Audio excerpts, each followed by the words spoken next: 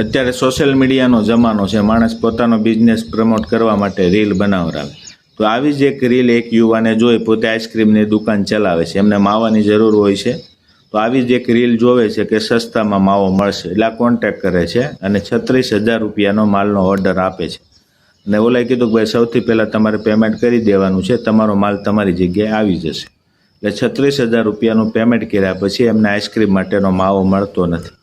પછી એમણે જે પણ એડ્રેસ કે વગેરે માહિતી હોય ને ત્યાં જઈને તપાસ કરતાં ખબર પડે છે કે આ એડ્રેસ ખોટું છે, અહીંયા કોઈ આવી સંસ્થા કે આવી કોઈ કંપની છે જ નહીં।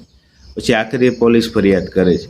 માટે જે રીલમાં દેખાડતા હોય ને બધું સાચું હોય એ જરૂરી નથી। જ્યાં સુધી તમે ત્યાં રૂબરૂ જાઓ ને ત્યાંથી ખરીદી કરો અને એ જ યોગ્ય હોય છે।